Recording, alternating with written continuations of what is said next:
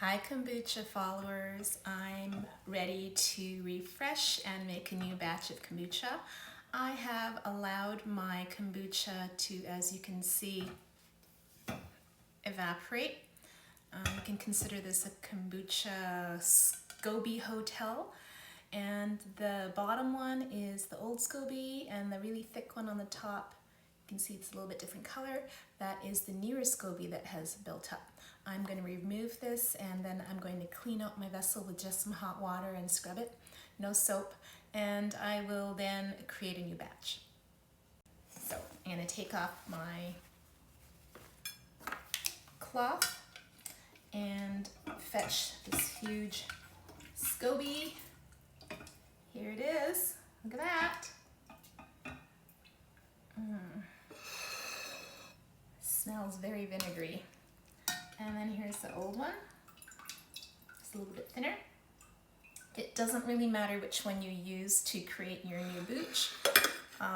This I'm going to strain out. There is a lot of yeast in here, so I'm going to use a sieve. And then I'm going to catch some of those ooglies because I don't need them all, and then keep that in a cup.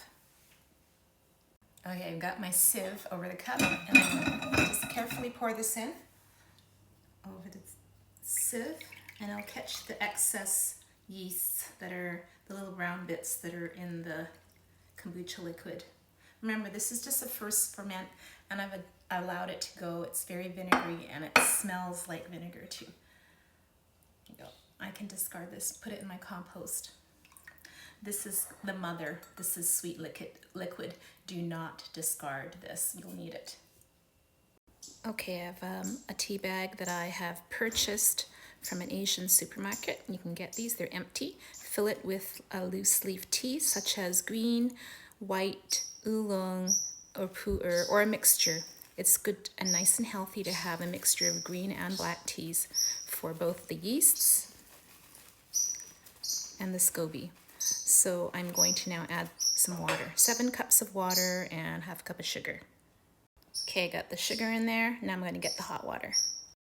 All right, as you can see, I have my hot water, about 7 cups in here. You can steep it and allow it to cool to room temperature, or you can add some ice. Sometimes I do that to cool it down if I'm in a big rush and I want to make kombucha really quickly. So my ice is already filtered. The water in my refrigerator that leads to my ice maker is filtered. You can let this steep for like 5-10 minutes and then take the tea bag out and compost it. I'm just going to let it sit and come back later. Okay, this is how I quickly cool down my sweetened tea. Put some ice in there and stir it about. I can fish this out now. I don't really need the tea bag. It's been about 10 minutes.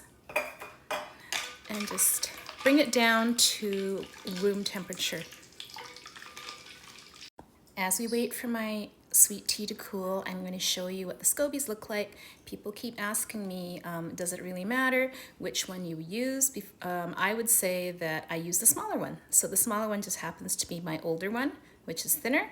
It just takes up less space in there, and I'm going to put that in the bottom of my tank. And then this one, you can discard the scoby here. The little brown bits are yeasts sticking to the scoby. Scoby is a symbiotic culture of bacteria and yeast. That's like an acronym. And I have cut into it before.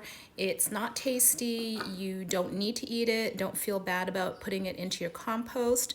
If you have dogs, they might eat it, but I don't think, personally, I don't think I would want to eat it. It's some sort of cellulose. You can see the texture. Look at that.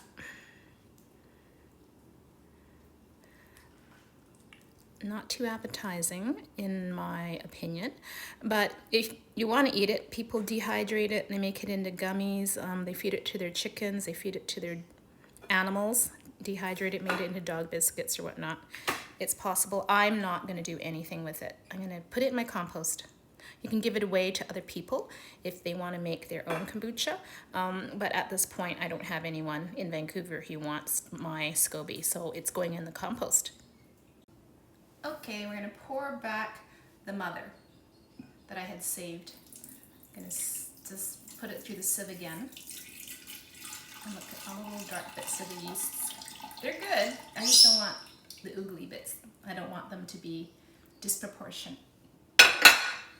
Having a disproportionate amount of yeast is not necessarily better.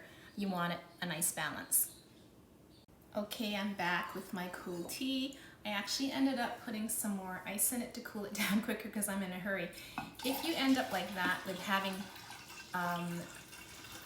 more than 7 cups, you might want to add more tea and more sugar to balance it out. There you go. And all you do then is you put a little cloth over it. Some people like to use a coffee filter. I just use a little napkin and elastic. And if your elastic's not long enough, just connect it. And I use like a little twist tie. Let that ferment, I would say at least a week, and then check on it. You can taste it. I have a spigot. I will open up the spigot and take out a little bit to taste to see how it is. Then you're going to do the second ferment, and I have a lot of videos on my feed. You can like just scroll around looking for them. If you have any questions, give me a comment and I will try to answer it. Happy kombucha making.